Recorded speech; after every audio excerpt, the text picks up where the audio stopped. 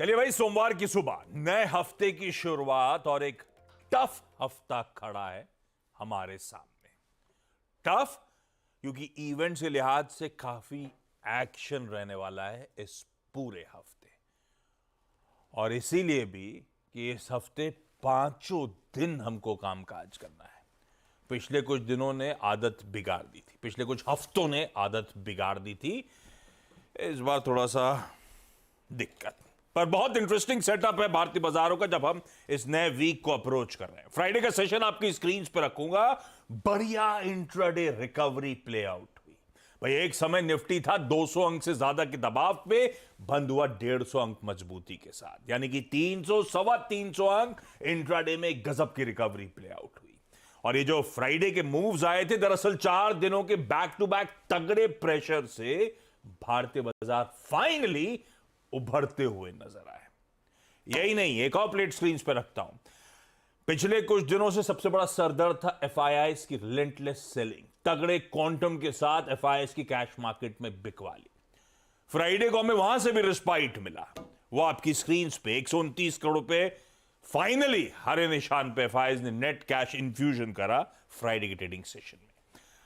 हालांकि फ्राइडे का सेशन बाकी हफ्ते का समीकरण सुधार तो नहीं पाया। Nifty eventually week on week 0.25%, Nifty bank 2% का दबाव, एफआईआईज की 11,000-12,000 करोड़ रुपए की बिकवाली एक हफ्ते में, जब एक दिन की छुट्टी थी। 4 दिन की बिकवाली आपकी स्क्रीन पर है। और डीआईएस ने कुछ हद तक पैसा झोंका, 9,000 करोड़ रुपए के आसपास की खरीदारी। ये कहानी थी पिछले हफ्ते की। पर फ्राइडे को जो कुछ हुआ, क्या वाकई सब बदल गया या सिर्फ थमा है? सिर्फ एक टेम्पररी रिलीफ थी? वो तो खैर इस हफ्ते का आने वाला कोर्स समझाएगा दरअसल क्या हुआ। वो हाइंडसाइट में क्लैरिटी आएगी। लेकिन इस हफ्ते क्या क्या इंपॉर्टेंट है, ये आपको क्विकली बता देता हूं।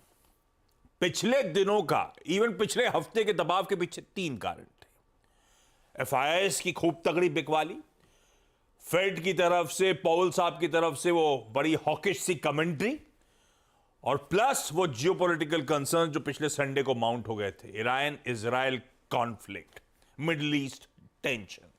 तो भाई इन तीनों से जुड़े हुए कोई भी अपडेट सबसे इंपॉर्टेंट होंगे इस हफ्ते। इसके अलावा हमें खुलते ही 2 दिग्गजों के नंबर्स, खासतौर पे एचडीएफसी बैंक जो सैटरडे को नंबर्स आए थे, उन पे हम रिएक्ट कर रहे होंगे। इसके अलावा विप्रो है और भी इंटरेस्टिंग कंपनी, इनके नंबर्स पे रिएक्शन है। और ये हफ्ता रिजल्ट्स के लिहाज से वैसे ही बहुत इंपॉर्टेंट है। आज ही दिग्गज रिलायंस इंडस्ट्रीज अपने तिमाही रिजल्ट्स घोषित करने वाला है, तो एचडीएफसी बैंक को हैवीवेट पर रिएक्ट कर रहे होंगे और तैयारी कर रहे होंगे रिलायंस इंडस्ट्रीज की। प्लस इस हफ्ते एक्सिस आईसीआईसीआई के नंबर्स, कोई एचयूएल मारुति के नंबर्स, तमाम सेक्टर लीडर्स अपने अपने नंबर्स पेश करने वाले हैं। तो रिजल्ट सीजन उफान पकड़ेगा और एग्रेसिव होता चला जाएगा।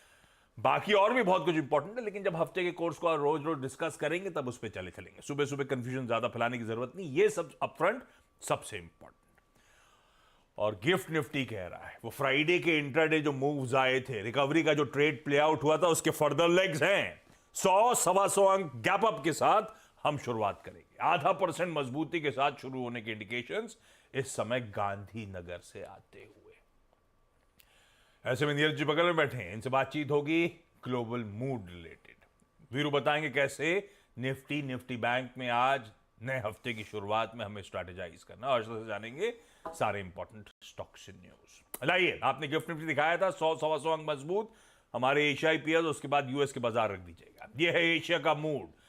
लार्जली चाइना छोड़ देता हूं, हैंगसेंग और शंघाई ही दबाव में नजर आएगा। बाकी पूरा एशिया आधे से 1% के बीच मजबूत है। तो गिफ्ट निफ्टी भी उसी तरह से आपको अप मूव्स दिखा रहा है।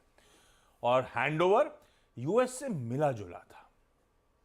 ओल्ड इकोनॉमी स्टॉक्स पिछले हफ्ते भी थोड़ा थोड़ा सुधर रहे थे। डाउ 0.5% फ्राइडे को मजबूत बंद हुआ, पर कोई नैस्डैक की तगड़ी पिटाई हुई। अब उसमें स्टॉक स्पेसिफिक एक्शन था, किसी वजह से एनवीडिया गिरा वगैरह वगैरह, वो सब नीरज जी से अपन बातचीत कर लेंगे।